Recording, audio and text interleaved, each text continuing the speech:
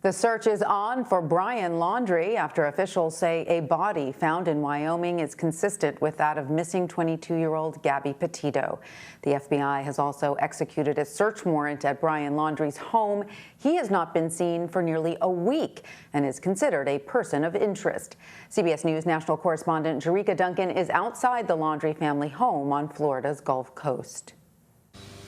At the family home of Brian Laundrie, crime tape went up and FBI agents went in.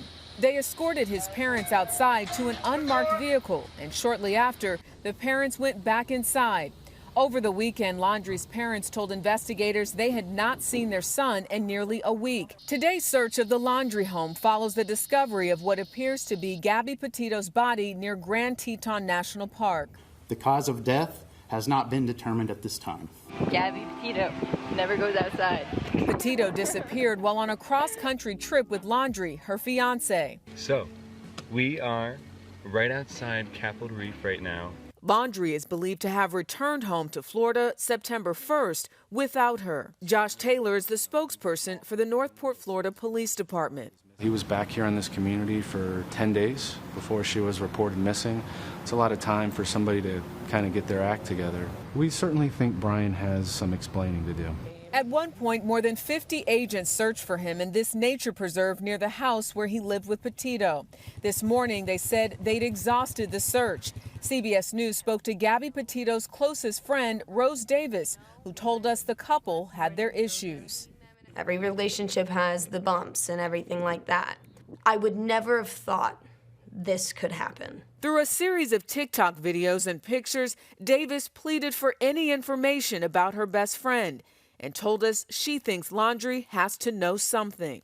I wanted to text him and just be like, please, please give me something. Davis says Petito always had a way of putting a smile on Davis's face. She'll do everything to bring the light out in you, and if she can't, she'll give you some of hers. The attorney for the Laundrie family called the news of Gabby Petito heartbreaking, saying they are praying for Gabby Petito's family.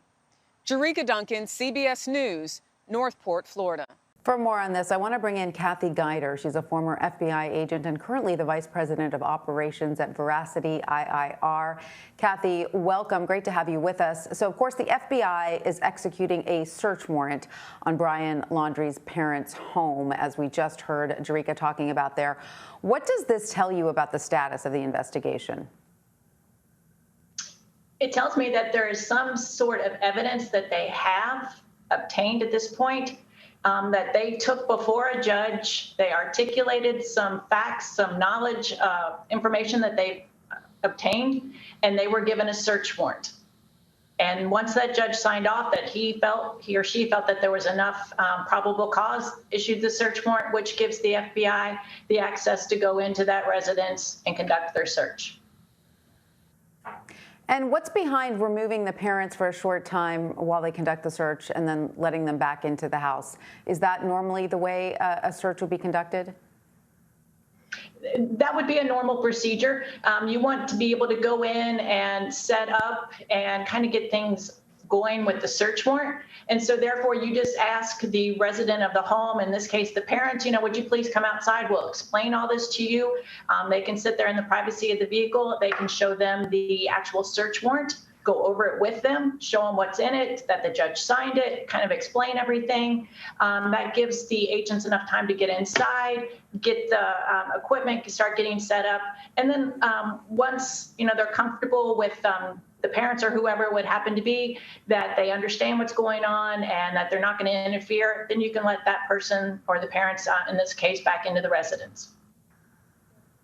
And so, Kathy, how has this investigation changed or accelerated with the discovery of a body believed that to be that of Gabby Petito in Wyoming? On the one hand, it's going to change everything that's going on in Wyoming. Instead of a search, it's now we have a body. We need to get that body and any evidence that's around the body. It's not just that particular body, but now you're looking in a particular area and you're kind of fanning out to see what else might be in that area. You're also working with anybody who's been in that area. You're looking for the video, any kind of CCTV, any kind of people in or near the area.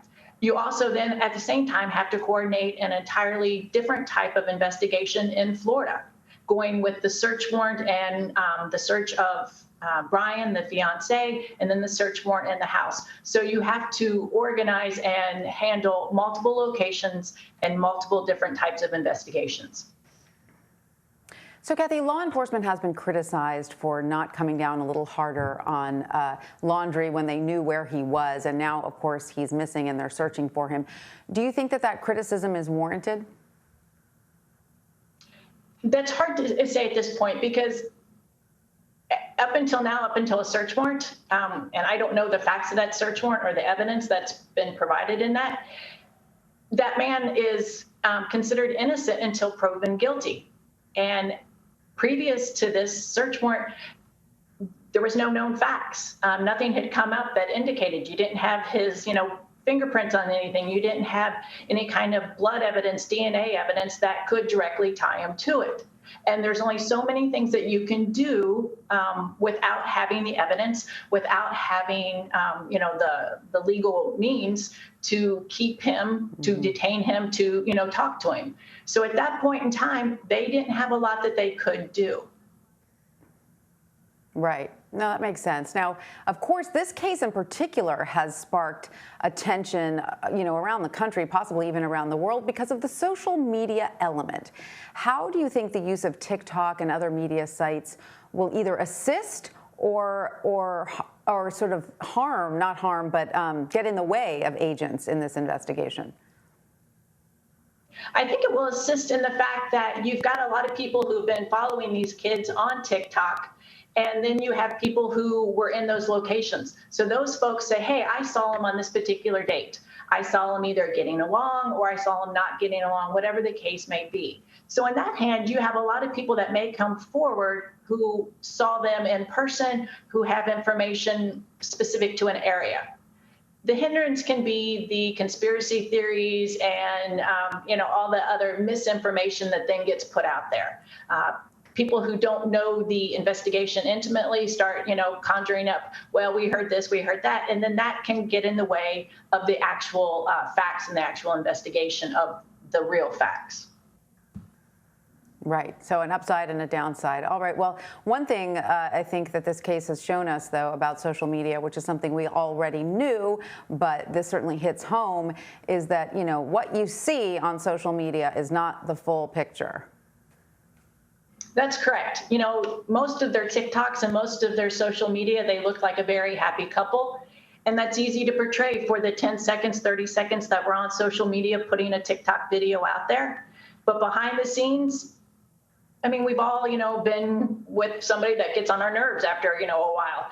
And we don't put that part on social media because we don't want people to see that side of us.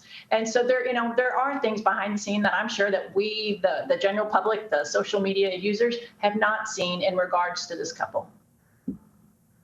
Important to keep in mind. Well, Kathy Guider, thank you so much for joining us and sharing your expertise. We appreciate it. Thank you.